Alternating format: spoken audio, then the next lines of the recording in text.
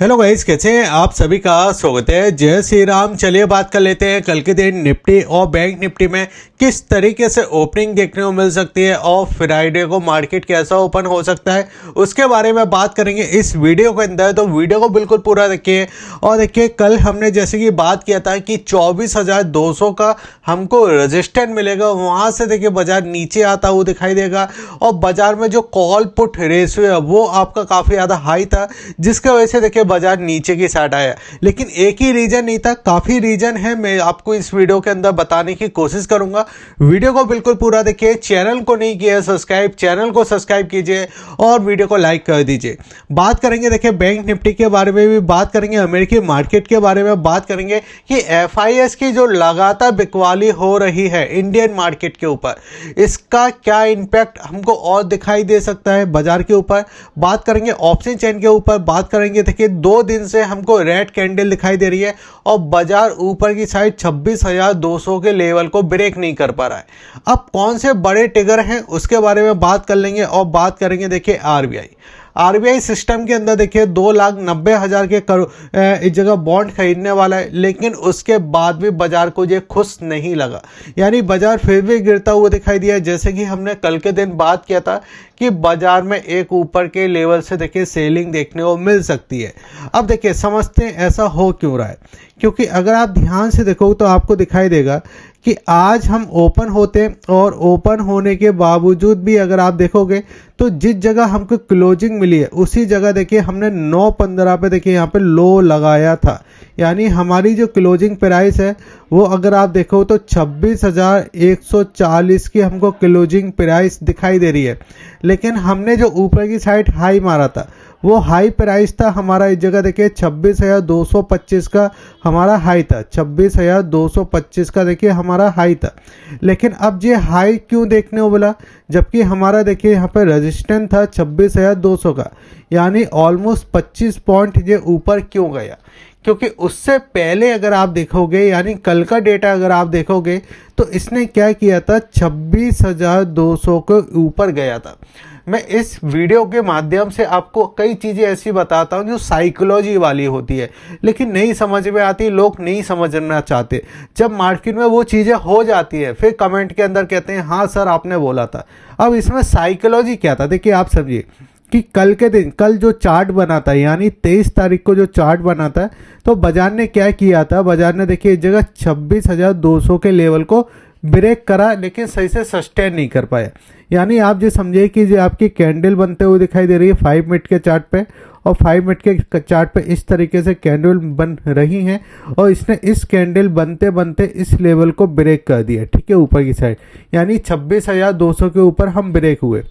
लेकिन अब यहाँ पे जो बायर एक्टिवेट होने थे वो बायर एक्टिवेट नहीं हुए, क्योंकि वहाँ पे कंसोलेट नहीं कर पाया।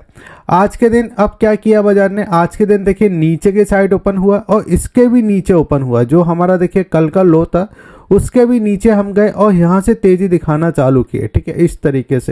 इस तरीके से हमने तेज़ी दिखाना चालू की और बाजार में कंटिन्यू तेज़ी हमको देखने वाली।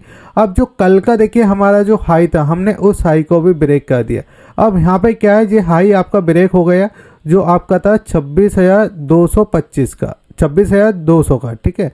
ये हमारा हाई ब्रेक हुआ और बाजार ने इस जगह आपका 26,225 का हमारा हाई मारा। अब यहाँ पे क्या हुआ कि जो कल के दिन देखिए यहाँ पे बायर एक्टिवेट नहीं हुए थे वो एक्टिवेट हो गए। क्यों हो गए, क्योंकि बाजार ने इस जगह हाई किया, यानी हायर टू हाई इसने इसको ब्रेक कर दिया, ठीक है। तो ऐसे कुछ बायर होंगे कि अभी तो बाइंग जब ब्रेकआउट कर ही नहीं रहा है, ब्रेकआउट करेगा हम तो जब बाइंग करेंगे, हमको तो यही सिखाया गया है। ब्रेकआउट किया, ब्रेकआउट करने के बाद देखिए आप पूरा देखिए, मतलब एक कैंडल भी आपको ऐसा नहीं दिखाई देगा जो आपको बाजार में देखिए आपको सपोर्ट देने की कोशिश कर रहा हूँ। अब जैसे देखिए इसी चार्ट को मैं आपको लेके आ जाता हूँ 1 आवर्स के चार्ट पे। अब 1 आवर्स के चार्ट पे जैसे ही अगर आप देखोगे तो लाइन टू लाइन आपको दिखाई देगा कि ऊपर के लेवल से देखिए जो आपका मॉर्निंग वाला जो कैंडल है, ये कैंडल है, इसने इसका ब्रेकआउट किया और उसके बाद देखिए सारा कैंडल जो हमको देखने वाला ये आपको देखिए सेलिंग के साइड हमको दिखाई दिया। यानी अब ऐसा हुआ क्यों, इसके 3 रीजन हैं। सबसे बड़ा रीजन है FIS की फिर से बिकवाली, ठीक है, FIS की फिर से बिकवाली हो रही है। दूसरा रीजन है इसके अंदर कि देखिए जो बड़े बड़े हमको 2 गैप दिखाई दे रहे हैं इस जगह, वो अभी तक फिल नहीं हुए। और तीसरा जो रीजन है वो रीजन है कि अगर न्यूज आ भी रही है, और जैसे कि मैंने आपको बोला है कि अमेरिकी मार्केट को अभी हम बहुत अच्छे तरीके से फॉलो करें, भाई बड़ी इकनॉमी है, हम इसको इग्नोर नहीं कर सकते। हम कुछ भी बोले उसके बारे में, हम कुछ भी उसको बारे में बोले, लेकिन हम उसको इग्नोर कर ही नहीं सकते। आप इस तरीके से समझिए।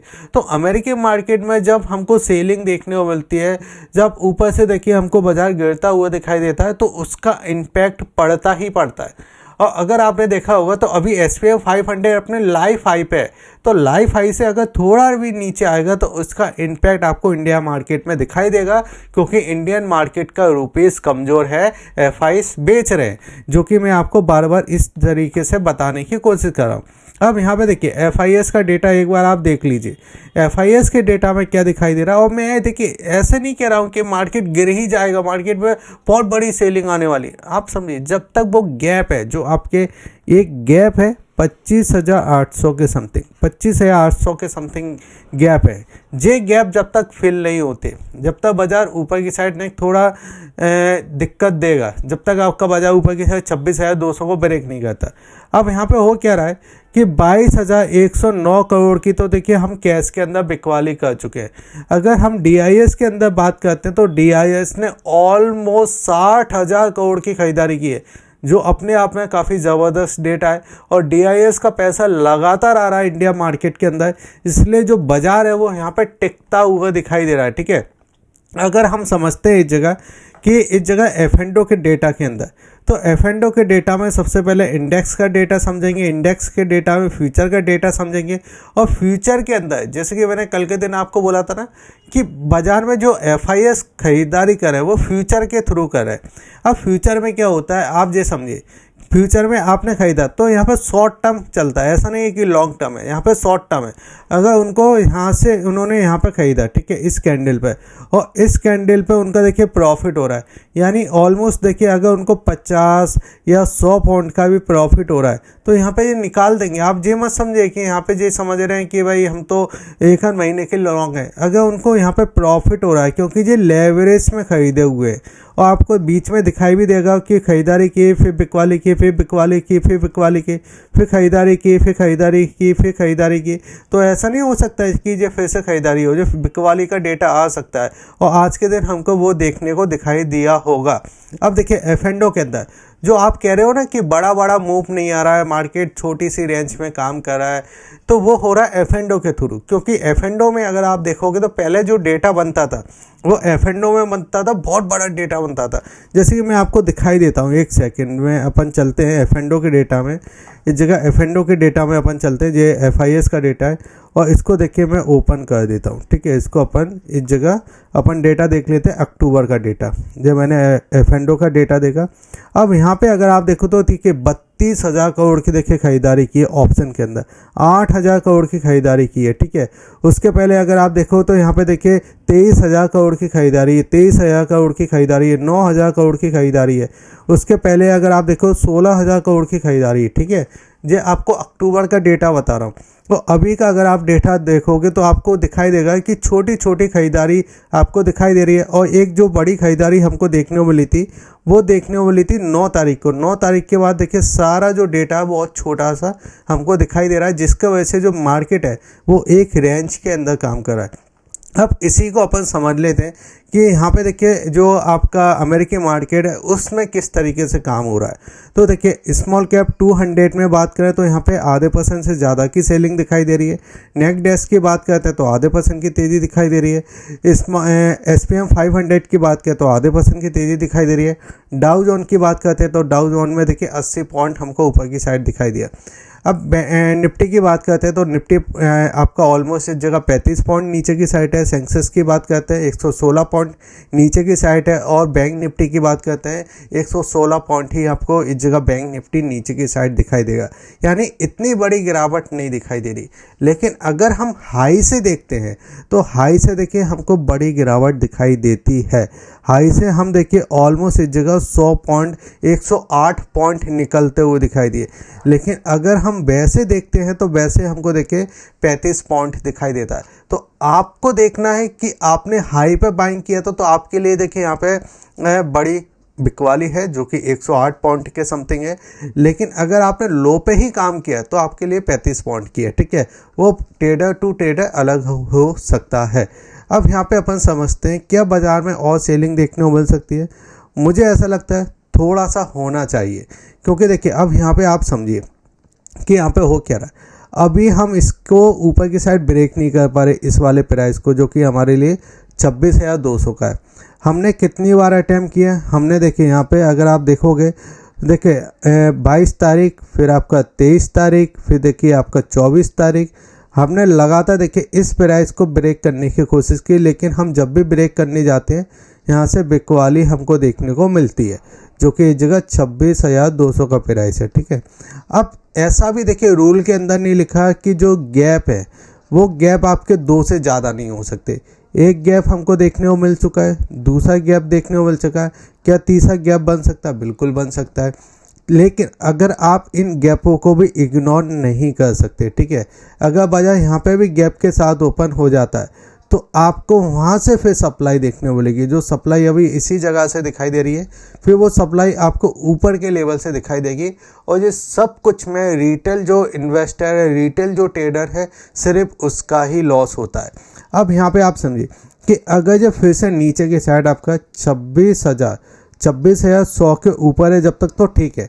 लेकिन अगर ये 26,100 को ब्रेक कर देता है तो फिर हम इस जगह 26,000 तक आने की कोशिश करेंगे, जो कि हमारा सपोर्ट है। 26,000 को ब्रेक कर देता है तो फिर इस जगह 26,900 और फिर 26,800, यानी एक थोड़ा बेरिश ट्रेड इसके अंदर दिखाई दे सकता है।